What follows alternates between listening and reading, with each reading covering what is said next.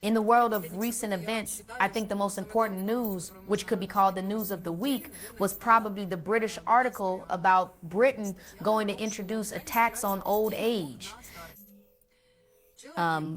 Person retires at 64, so he can live in retirement until he is 75 years old, and he must decide he will continue to live, and the state is offering him automation. If he refuses this, feels well, and decides to live a little longer, then after 75, his relatives, children, grandchildren, great-grandchildren, or whoever is on his side, take responsibility for this grandfather or grandmother.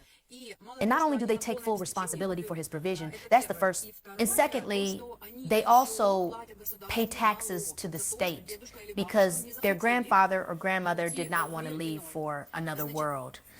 And if it has already happened and his relatives pay for him, everything is fine. Then whenever he dies, let it be at 80 years old, he will have an inheritance left.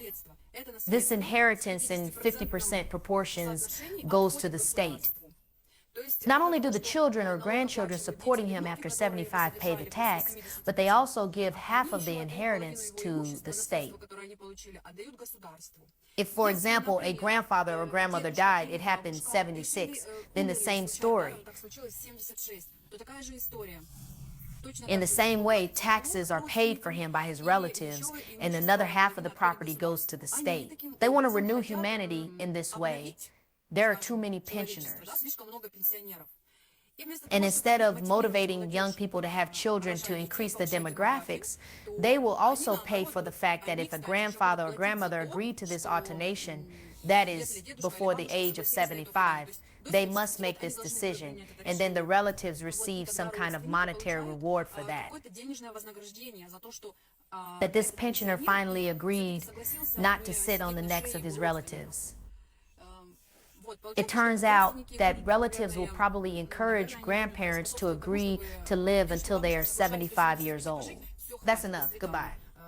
We don't have the money to support you, so we'll say goodbye. I'm honestly shocked. They wrote about it in the Telegraph Post. I think that's what it's called. Conspiracy theorists have checked. In Parliament, the majority voted in favor than against. And one more thing, European politicians signed unofficial agreements that they would implement this idea in their own countries. So it's cool, right? I'm honestly shocked.